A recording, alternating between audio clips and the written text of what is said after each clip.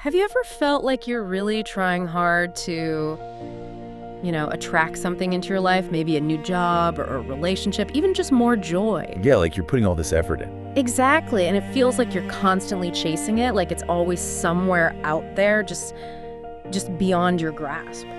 Well, what if, and this is a big what if everything you truly wanted was already here, like right now, just waiting for you to perceive it? That's a huge shift, isn't it? Yeah. A total perspective flip. If you've looked into the law of attraction, you know the ideas: visualize, attract, pull things towards you. Right, the standard stuff. But today, we're doing a deep dive into the teachings of Bashar. That's the extraterrestrial entity channeled by Darryl Anka. And Bashar offers this really unique perspective on manifestation. He really does. He basically suggests that a lot of what we've been taught about attracting things might be, incomplete. Maybe just scratching the surface. Which is exactly why we wanted to explore this today. Our mission, really, is to unpack Bashar's understanding of how reality and manifestation actually function. We'll get into his formula for living your highest excitement, which is super practical. And look at specific techniques, like this idea of flipping the switch to a preferred reality. Plus, we'll tackle some common misconceptions that often trip people up. Definitely. So let's start right at the foundation. What is manifestation according to Bashar? Okay. Well, he says it's not really about attraction in the sense of pulling something towards you from far away. Yeah. Like it's out there and needs to travel to you. Okay, so if it's not attraction, what is it? It's about matching the vibration of something that is, get this, already here. It's just currently maybe invisible to your perception. Already here, but invisible. How does that work? How do we make it visible then? Think of it like tuning a radio. That's the analogy Bashar often uses. Right. When you tune into, say, 98.7 FM, the music doesn't suddenly beam across the city to your radio, does it? No, it was already in the airwaves. Exactly. It was always there. Your radio just needed to align to match that specific frequency. Bashar says, pretty radically, you already contain everything you will ever need. Wow. Everything you will ever manifest is already here. There's no outside, no over there. There's only here and, crucially, now. Okay, hold on. If everything exists now, what does that do to our idea of linear time, like past, present, future? And how does manifestation fit into that? Well, from Bashar's viewpoint, our experience of linear time is more like an illusion, or maybe a construct of our physical mind. An illusion. Yeah. He suggests everything actually exists simultaneously in the eternal now. What we perceive as different moments yesterday, today, tomorrow, are really just different viewpoints, different vibrational slices of the same moment. So different realities coexisting. Kinda, yeah. Different perspectives on the one eternal now. Which means manifestation can only happen right now, in the present. You're not actually waiting for something to arrive in the future. You're just changing your frequency. Precisely. You're adjusting your vibrational perception in the present moment to tune into a reality, a version of now that's already accessible, just wasn't perceived before. That's a really crucial difference. It changes everything about waiting or striving. Okay, so if that's the foundation, everything is now, it's about vibration, then what Bashar says about our beliefs must be super important. Well, absolutely fundamental. For Bashar, your beliefs are the bedrock. They're not just influencing your thoughts and feelings. They create them. He says they generate them. They operate like one level deeper than thoughts. And because they generate your thoughts and feelings, they effectively construct your reality. So choosing empowering beliefs isn't just helpful, it's essential for tuning into the reality you want. Exactly. Your belief system literally defines the range of frequencies, the realities you can even perceive or tune into. Yeah, and this connects to something he calls your core natural vibration, right? Tell us about that. Yeah, think of it like your unique signature frequency, your authentic self.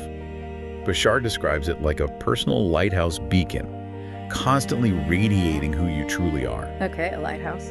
And everything that's in alignment with that core vibration, that true you, is doing its very best to reach you, like ships naturally drawn to that light. In the opposite. Conversely, anything not in alignment with your core vibration is, by its nature, trying to get further away. It just doesn't resonate. So, okay, here's where Bashar really flips the script on the law of attraction for me. He says, if the things you desire aren't showing up, it's not because you're bad at attracting them, it's because your current beliefs, maybe unconsciously, are actually keeping them at bay, pushing them away. That's exactly his point. It's less about needing to learn some new technique to pull things in. And more about stopping what we're doing that pushes them out. Yes. It's about identifying and undoing the resistance within us. Often, we're the ones holding our own desired experiences at arm's length because of some underlying belief about not deserving it or it being difficult or whatever. So what's like the immediate practical step there? If you notice something isn't flowing. Identify a belief you hold around that desire that feels heavy, restrictive. That making good money is always hard. And then consciously choose to just let it go, even for a moment. Question it. Is it really true? Just release the grip on it? Yeah. Bashar often simplifies the law of attraction down to this. It's simply about letting go and letting in. You don't need to learn how to attract. You just need to stop preventing what's already trying to get to you based on your core vibration. Letting go, that feels so, well, counterintuitive sometimes, especially when we're taught to strive and control and make things happen. It really does challenge that conditioning. And it connects to another huge concept for Bashar, maybe the most critical one, how he redefines surrender. Yes, this is so important. Surrender, in his terms, isn't about giving up. It's not passive resignation or admitting defeat. Okay, so what is it? He defines it as surrendering to the control that's already built into you. It's about trusting the flow. The control built into you, what does that mean? It means trusting your higher self, that deeper intuitive part of you. Trusting the current of creation, as he calls it. That current, your natural alignment, already knows the path of least resistance to your highest joy and purpose. So trying to force a specific outcome is... It's actually a form of resistance. It's like trying to paddle furiously upstream when the current is naturally, effortlessly carrying you downstream towards exactly where you want to go, or somewhere even better. Wow, okay. Rowing upstream, I can feel that. And this leads us right into another core Bashar principle, one he repeats constantly. You cannot experience what you are not the liberation. That's the linchpin, really. It underpins everything else. What does that mean for us, like day to day? It means if you want a different reality, maybe you want to feel more abundant, or healthier, or more joyful, you must embody the feeling, the vibration of that state first, now. You have to feel abundant before the money shows up. In essence, yes. You have to tune your inner radio to the abundance station before you can hear its broadcast. You shift your internal frequency, your state of being, your assumptions, your feelings, to match the reality you prefer. You don't wait for the outside to change first. You change first. Okay, so it all comes down to embodying that vibration, being that frequency. How do we actually do that consistently? What's the practical toolkit? Right, this is where it gets really applicable. Bashar offers a very practical 5-part toolkit. He calls it the formula for living your highest excitement. The formula, okay. And it's designed specifically to help you align with your true self, your core vibration, activate your potential, and basically just experience more joy and flow by consciously managing your state. All right, let's break down the formula. This feels like where the rubber meets the road. Step 1. Step 1. Follow your highest passion every moment you can. Now, passion here isn't just like a fleeting hobby or a craving. Not just wanting pizza. Exactly. Yeah. It's deeper. It's the direct signal from your higher mind, your core self. It translates into physical sensations, feelings of excitement, creativity, deep interest, love, joy. That resonance. So it's like an internal compass. Precisely. It's your guidance system. The key is to learn to listen really intently to that inner feeling, that sense of lightness, expansion, yes. Okay, identify the passion, the excitement. Then what? Yeah. Step 2. Step 2 builds right on that. Yeah. Act on your highest passion to the best of your ability. This isn't passive. It requires proactive engagement. So do something about it. Yes. Explore every avenue, every opportunity related to that excitement. Follow the breadcrumbs until you feel you've really explored that particular path fully. And he has a specific technique here. Oh. He suggests physically acting out the scenario that represents your highest joy. Like mimic, mirror, behave like the version of you living that preferred reality. So if I want to be a confident speaker, I should start acting like one now. Even just practicing in the mirror. Exactly. Act as if. Bashar points out that many people say they're passionate, but they don't actually do the things that the passionate person would do. He sometimes quips they aren't truly passionate about being passionate. Ooh, that's a bit of a wake-up call. Actually be the person now. Okay, but what about outcomes? We get so attached to how things should look. Step 3. And that leads perfectly to step 3. Have zero insistence on the outcome. Zero. Zero. That sounds hard. It often is. It means letting go of rigid expectations about how your passion should unfold or what specific form the result must take. We're conditioned to control every detail. Totally. Bashar uses that funny pizza analogy. Sometimes you order the pizza, act on your passion, but then you don't need to keep calling the shop, checking on the driver, to try to micromanage the delivery. Just trust it's coming. Exactly. Your job is to follow the excitement, place the order. Trust your higher mind and synchronicity, the delivery system, to bring you the outcome that serves your highest good. This actually opens the door to possibilities you couldn't have even imagined or planned for. That's freeing, actually. Trust the delivery.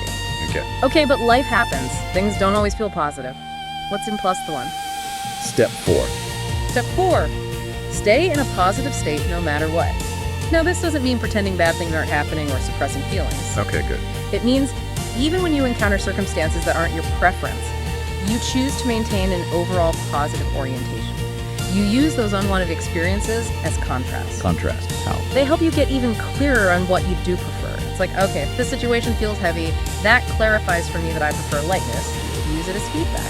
And importantly, Bashar says you can process what he calls negative definitions, limiting beliefs, while still being in an overall positive state. It's part of the exploration, not a failure of the formula. So it's about your response to the contrast, using it constructively. Got it. And the final piece, step 5. Step 5. Constantly investigate your belief systems and let go of fear-based limiting beliefs. This is ongoing work. Identifying and releasing those fears, fear of failure, fear of judgment, self-doubt, beliefs about scarcity. The usual suspects. The usual suspects. And he has a really interesting take on those beliefs that feel really sticky, the ones that keep coming back. Yeah, we all have those. Bashar suggests that if a belief persists, you are likely, on some level, getting something out of holding on to it. Getting something out of a negative belief, like what? Maybe a perceived sense of safety, like if I don't expect too much, I won't be disappointed. Or maybe it serves as a familiar identity, or even a weird kind of motivation through struggle. You need to dig in and ask, what advantage do I believe I'm getting from this limitation? Once you see that perceived benefit, you can consciously choose if you still want it. That requires some real self-honesty, looking at how we might be benefiting from our own limitations. Wow. And what about fear itself? When you act on your passion but feel scared? His take on that is also quite direct. If you feel genuine fear or a sense of danger while acting on what you thought was your highest passion, Bashar argues you've actually already dropped out of the vibration of your true passion at that point. Your true core self, operating from its natural frequency of excitement and alignment, simply cannot experience danger. Fear is a sign you've shifted into a lower frequency belief system. So true passion is inherently safe because it's aligned with your core self. That's the idea. It resonates with that core principle. Yeah. You can't experience what you're not the vibration of. Pure passion, pure excitement, that frequency doesn't contain fear. Okay, this is deep stuff. Let's make it even more practical. You mentioned a technique for flipping the switch, an advanced visualization. Yes, it's a powerful exercise designed to help you really feel the shift between your current reality and your preferred one, to bridge that vibrational gap. How does it work? Okay, you visualize 2 movie screens side by side, like in a cinema. Got it. 2 screens. On one screen, you project your life exactly as it is now, your daily routines, your current situation, how you feel day to day.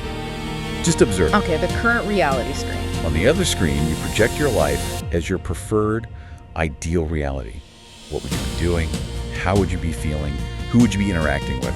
Really flesh it out. Feel the energy of it. Ideal reality screen. Now, here's the key insight Bashar offers. That preferred reality and the version of you living it isn't just a fantasy. It already exists. It's a real, parallel, coexisting reality. That person is real. Whoa. The only difference is a slight shift in vibrational frequency, like 2 radio stations broadcasting simultaneously. So the visualization isn't about creating it, but tuning into it. Exactly. And the action part is crucial. It's not just watching the screen. The instruction is, start being the person on the preserved screen right now. Mimic their behavior. Adopt their attitude. Feel their energy. What would that version of you do next? Do that. Bashar says this process leaks the energy, the vibration of that preferred reality into your current experience. You pull that reality into focus by embodying it. You literally start vibrating at that frequency. You embody the change until that reality becomes your dominant experience now. It's about consciously designing who you are becoming, moment by moment. That's incredibly empowering. But we need to be clear about the excitement in the formula, right? It's not just chasing every little win. absolutely crucial distinction. The excitement Bashar talks about isn't fleeting, lustful moments, as he sometimes calls them, or temporary cravings, or impulsive energy. Not just the sugar high. Right. It's the deeper, more sustained vibration of your true self, aligned with your core purpose. It's that steady, resonant feeling of joy, interest, and rightness that guides you consistently. Authentic resonance, not just momentary indulgence. Okay. And what about signs from the universe? People often look for signs. Bashar talks about synchronicity, but also red lights. Yes. Synchronicity, those meaningful coincidences, things falling into place easily, that's clear confirmation you're aligned. You're on the right track vibrationally. The green lights. Exactly. Conversely, if you keep hitting roadblocks, constant obstacles, what he calls red lights, when trying to force a particular path. That's not a sign to try harder. No. According to Bashar, it's clear feedback that that specific path, pursued in that specific way, isn't actually in alignment with your highest excitement or the path of least resistance for you right now. So it's guidance, not punishment. Precisely. It's the universe saying, maybe pivot. Look around. What else feels exciting and available right now? It guides you back towards flow. That reframes frustration completely. Okay, another question. As we do this work, expand our awareness, follow our excitement, do we just become unaware of negativity or problems in the world, like putting on rose-tinted glasses? Not at all, actually. Yeah. Bashar says as you expand your consciousness, you don't become less aware of challenges or negativity. You often become more aware. You see things more clearly. Oh, okay. So what's the difference then? The crucial difference is you become less likely to choose it as your dominant experiential reality. You're less likely to resonate with it, get drawn into it, or let it define your state. You see it, you acknowledge it, but you don't have to vibrate with it. It's about your response, your choice of focus, and your internal state. You maintain your own frequency regardless of what's happening out there. Exactly. And this idea extends to relationships too, right? How we interact with people who might be on a very different vibrational wavelength. Yeah, Bashar talks about integrity and boundaries there. He does. He suggests it's perfectly fine, even necessary sometimes, to limit deep engagement with people you feel vibrationally incompatible with, not from a place of judgment or arrogance. But just acknowledging the different frequencies. Yes, just recognizing it doesn't resonate. It doesn't feel aligned or supportive for you right now. It helps clarify your own vibrational stance. And similarly with honesty, he suggests it doesn't always mean bluntly stating every single thought if it's going to cause unnecessary harm. Discernment is key. Prioritize integrity and overall harmony. That requires nuance. What about affirmations? They're huge in the manifestation world. What's Bashar's perspective? He acknowledges they can be useful tools, but... There's a but. There's a big but. He warns they're often not enough if you have a strong underlying negative belief that contradicts the affirmation. Like saying, I am wealthy, when you deeply feel I am broke. Exactly. In that case, repeating the affirmation can actually amplify the feeling of lack because you're acutely aware of the gap, the dissonance. The negative belief gets energized by the conflict. So what's the key with affirmations then? Pay attention to how it feels. Does the affirmation resonate within you? Does it feel true, or at least possible and exciting on some level? If it just feels like a lie, it's likely reinforcing the underlying opposing belief. Focus on cultivating the feeling first. Feeling is the secret, again. Okay, so wrapping this all together, if someone listening is resonating with these ideas and wants to share them, maybe with friends or family, what's the best approach, according to Bashar? The most effective way, he consistently says, is simply to be a living example. Apply the formula yourself. Live your highest excitement. Let the positive changes in your own energy, your own life, your own joy be the demonstration. Walk the talk. Exactly. People will naturally become curious when they see you thriving, when they feel your positive energy. They'll ask you. There's no need to push it or try to convince anyone. Your own state of being is the most powerful message. That makes sense. Be the invitation. So just to recap this deep dive, we've really explored Bashar's core idea that manifestation isn't about pulling things to you, but about tuning yourself into the frequency of what already exists. Right. It's about matching vibrations, primarily through managing your beliefs, following your highest excitement, using that 5-step formula, and letting go of resistance and insistence on specific outcomes. It's fundamentally about letting go and letting in, and consciously choosing to be the vibration of the reality you prefer right now. Exactly.